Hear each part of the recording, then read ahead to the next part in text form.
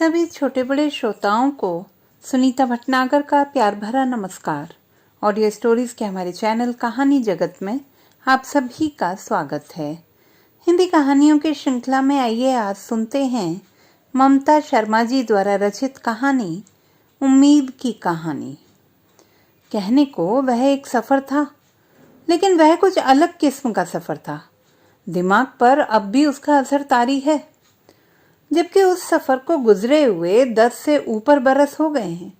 Train आधी से ज़्यादा खाली थी, शायद इसलिए कि वह ना तो त्योहारों का मौसम था और ना ही छुट्टियों का।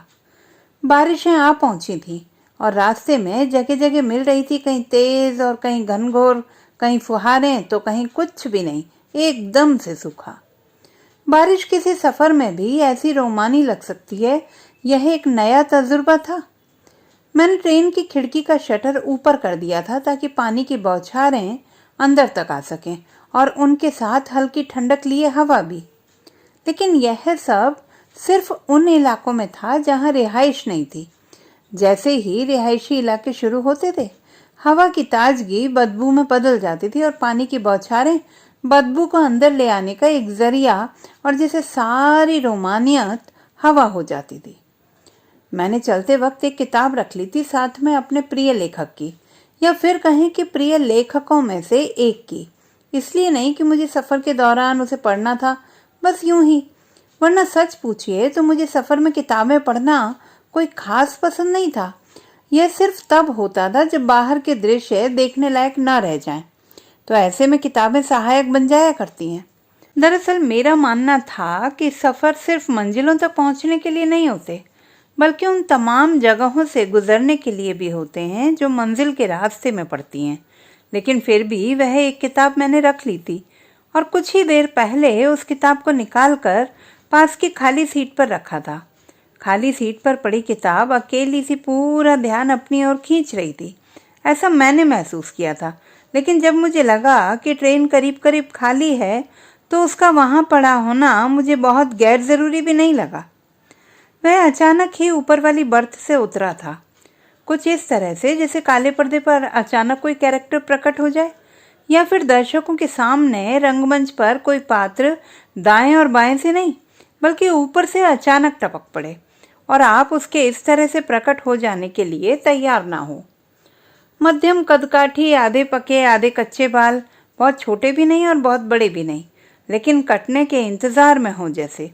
बड़ी हुई सी दाढ़ी, कंधे पर तौलिया और देह पर जोगिया रंग का पुराना सा दिखने वाला कुर्ता। इतना सब कुछ तो अच्छी तरह से याद है। यही था हुलिया उसका। गाफिल। उसने खाली सीट पर पड़ी किताब पर नज़र फेरी और बेपरवाही से कहा, आप पढ़ती हैं? मैं उसके ऊपर से टपकने और सवाल के बीच की दूरी को कम करने की कोशिश में लगी हुई थी। जी, मैंने छोटा सा उत्तर दिया और किताब को समेटे हुए अपने पास खींच लिया। लेकिन उसने मेरी किसी भी बात की ओर कोई ध्यान नहीं दिया, ऐसा मुझे महसूस हुआ। ज़रा हाथ मुंह धोकर आता हूँ, उसने सहयात्री के भाव से कहा। मैंने गौर किया कि उसकी बातों में, उसके हाव भाव में ऐसा कुछ था जो कुछ अलग था और अपना ध्यान खींचता था। मतलब इसने भी गाफिल को पढ़ा है, मैंने मन ही मन कहा। उसके जाने के बाद मैंने किताब को उठाकर अब वापस अपने बैग में रख लिया था। तो गाफिल पसंद है आपको? वह अब लौट आया था और यह सवाल उसने हाथ, मुंह और गर्दन पर एक टॉवल घुमाते हुए पूछा था। मैं खिड़की से बाहर देख रही थी जब उसने यह सवाल पूछा था। क्यों, क्या आप भी पढ़ते हैं? मेरा मतलब गाफिल को। मैंने भी उसी अंदाज में सवाल किया। इस बार भी वह हंसा, वैसी ही बेपरवाह सी हंसी, पर इस बार मुझे थोड़ी सी खीज हुई और मैंने फिर बाहर की तरफ देखना शुरू कर दिया। ट्रेन अच्छी खासी रफ्तार में थी। पेड़ पौधे काफी तेजी से पीछे छूटते जा रहे थे और उतनी ही तेजी से मेरे मानस में विचारों का घालमेल हो रहा था। मुझे उसकी किसी बात का उत्तर देने का मन नहीं हो रहा था। मुझे लगा कि ऐसा कैसे हो सकता है कि कोई आपसे जवाबों की अपेक्षा रखे और खुद सवालों के जवाब में कंजूसी करे। वह अब भी अपने हाथ पहुंच रहा था और गर्दन भी उसी टॉवल से। फिर उसने टॉवल से सीट को हल्का सा झाड़ा, बस यूं ही, क्योंकि सीट पर कुछ भी ऐसा नहीं था जिसे झाड़ने की ज़रूरत हो। और फिर सीट पर बैठते हुए उसने एक और सवाल किया, आपको गाफिल के किस कैरेक्टर ने अपनी तरफ ज़्यादा खींचा? अरुणा ने।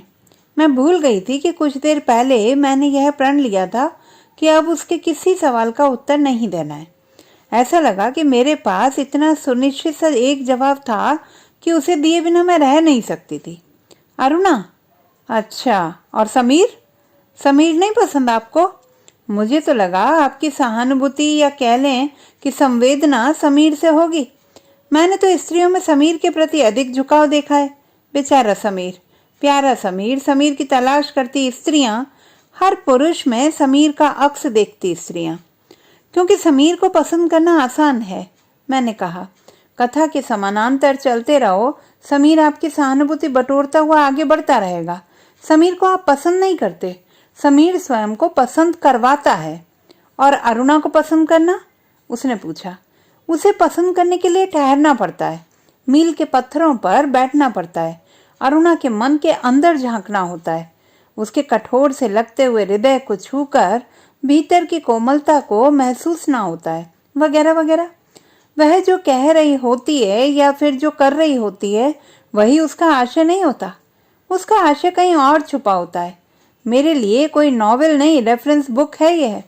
इसे मैं जब जी चाहता है, जहाँ से जी चाहता है, उठाकर पढ़ने लग जाती हूँ। मैं प्रवाह में थी और रुकने का मन नहीं हो रहा था। वह किसी परीक्षा हॉल में पर्चा देने के समान था। ऐसा लगता था चरित्र चित्रण का एक प्रश्न है और मेरे पास और उस चरित्र के बारे में कहने के लिए इतना कुछ है, इतना कुछ है, और यह भी कि मुझे अपने कहे गए पर बेइंतहा भरोसा है। इस बार उसने पहली दफे मेरी तरफ देखा। उसके दोनों हाथ उसके दोनों बगल की सीट पर थे और उसके कंधे पर अब भी तौलिया पड़ा हुआ था। और गाफिल में क्या मिला आपको? मेरा मतलब कोई ऐसी एक चीज जिसके बारे में आप कह सकते हैं कि इसे पढ़कर मैंने यह पाया। एक सफर और उसमें एक अपरिचित इंसान 2 मिनट, 5 मिनट, 10 मिनट या आधा घंटे के परिचय के बाद मुझसे ऐसे सवाल पूछ रहा था जैसे पता नहीं कितना पुराना परिचय हो। सवाल अच्छा था और मेरे पास उसका जवाब भी था। इस बार मैंने उस व्यक्ति को बहुत गौर से देखा और देर तक देखती रही, उसे पढ़ने की कोशिश की। मैंने पाया कि वह मेरी तरफ नहीं देख रहा था, वह कहीं और ही देख रहा था। खिड़की के बाहर की बारिश को या फिर दौड़ते हुए दरख्तों को या कभी सीट पर रखे सामान को, जैसे उसके लिए किसी का होना या ना होना कोई मायने नहीं रखता हो।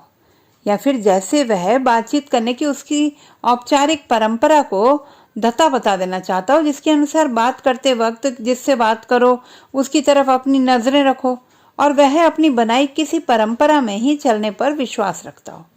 इतनी देर के सफर में उसने मुश्किल 2 या 3 बार मुझे देखा था। पता नहीं मिला क्या, लेकिन गाफिल मुझे पसंद है। उसके पात्र कह सकते हैं या फिर उसका रचा बुना हुआ वह पूरा ताना बाना जिसमें आप पूरी तरह डूब जाते हैं आकंठ। मैंने कहा। मुझे लगा मैंने वह सब कहा नहीं, कहीं अंतस में रखा हुआ सब कुछ बाहर आ रहा था।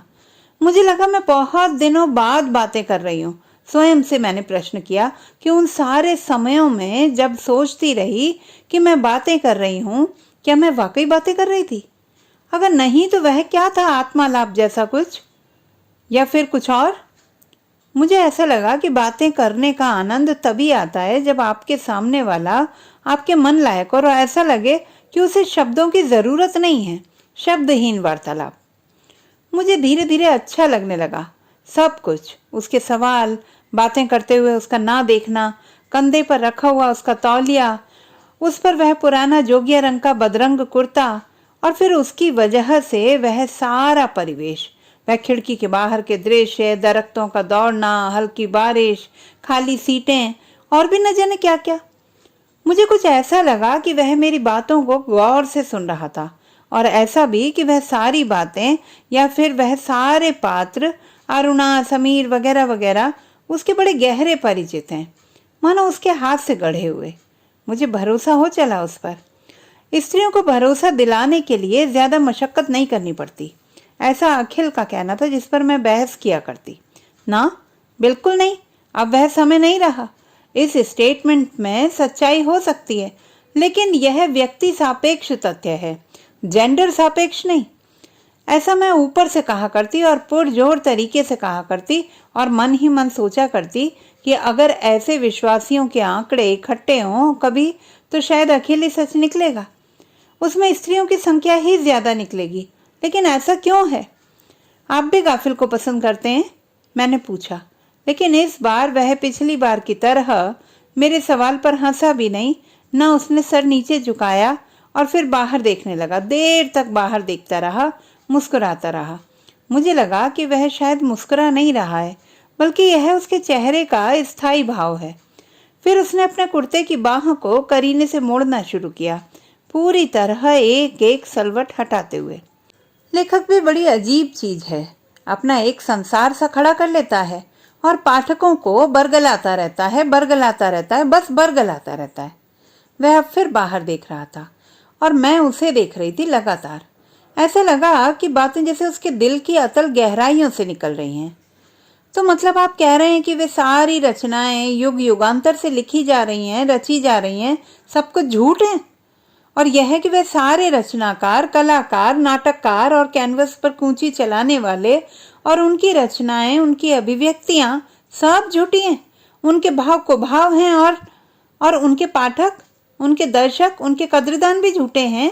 उनकी रचनाओं के प्रति निष्ठा, उनकी आस्था, सब की सब झूठ है, माया है, बस यह सब। मैं आवेश में थी, मानो मुझ पर ही सब इल्जाम लगा दिया गया हो और एक ही पल में सारा किया धरा बेकार हो गया हो। उसने पहली बार मुझे देखा और मैंने उसे, और मेरे अंदर कोई भाव जागृत हुआ। क्या था वह? मैं उसे पहचान ना पाई। माया नहीं, यह मोह है, एक दूसरे का एक दूसरे के प्रति, दूसरे का तीसरे के प्रति, तीसरे का चौथे के प्रति, और इसी प्रकार आगे आगे और आगे। जब मैं अपने पात्रों को गढ़ता हूं तो मोहाविष्ट हो जाता हूं, एक एक पात्र के अंदर जाकर डूब जाता हूं, जाकर कब बैठ जाता हूं उसके अंदर पता ही नहीं चलता। जैसे तुमने कभी चाक पर कुम्हार को देखा है? वह अपनी बनाई चीज पर हाथ फेरता है, बार बार हाथ फेरता है। क्या इस स्पर्श में सिर्फ प्रोफेशनल टच है? नहीं, वह सिर्फ प्रोफेशनल टच नहीं है, वह उसे बार बार दोहराता है, दुलराता है, जब तक उसकी कृति पूरी नहीं हो जाती। वह उसे वैसे ही दुलराता रहता है, थपथपाता रहता है। यह सिर्फ प्रोफेशनल टच नहीं है, इसमें उसकी आत्मा है और उसका मोह है, और फिर उस मोह का साधारणीकरण हो जाता है जब किसी कद्रदान के हाथों में चली जाती है उसकी कृति। ओह, बहुत खूब। मैं लगातार उसके चेहरे की तरफ देख रही थी, अपलक। मैं एक एक शब्द को पकड़ना चाह रही थी। कुछ देर तक हम दोनों के मध्य सन्नाटा रहा। ट्रेन की धड़धड़ की आवाज के बीच जितना सन्नाटा हो सकता था, आसपास के लोगों की आवाजों के बाद बचा रह गया सन्नाटा, हमारे ही हिस्से का सन्नाटा। तो फिर वह बरगलाने वाली बात तो पीछे ही छूट गई ना। वह चुप था और मैं खुश। एक दिन ऐसा भी आता है जब वह मोह बंधन सब बरगलाना ही लगने लग जाया करता है। कभी किसी एक दिन ऐसा ही लगने लगता है। मैं ऐसा नहीं मानती कि कृतिकार बरगलाता है, वह तो पाश में बांधता है। मैं ऐसा नहीं मानती कि वह तो सृजन करता है, उसके पास ताकत होती है रचने की, इसलिए वह रचता है। उसके अंदर एक सैलाब होता है, इसलिए वह रचता है। उसके पास सही और गलत को अलग अलग करके देखने की आंखें होती हैं, इसलिए वह रचता है। तीसरी आंख, उसके अंदर सही को सही और गलत को गलत कहने की ताकत होती है, इसलिए वह रचता है। उसके पास हथियार होते हैं, इसलिए रच पाता है। मेरे शब्द खत्म नहीं होते थे, जैसे कहीं खुदाई में अचानक मिल गए हों। कोई बड़ा सा खजाना ऐसा जिसमें से शब्द निकलते जा रहे हों, एक के बाद एक, और रुकने का नाम ही नहीं ले रहे हों। और तुम्हें क्या लगता है, गाफिल के पास भी इतना सब कुछ होगा जो अभी तुमने एक के बाद एक लगातार गिनाया? बिल्कुल इतना, और उससे कहीं ज्यादा, जिसके लिए मेरे पास शब्द नहीं है। मैं तो बस साधारण सामान्य से एक पाठक हूं।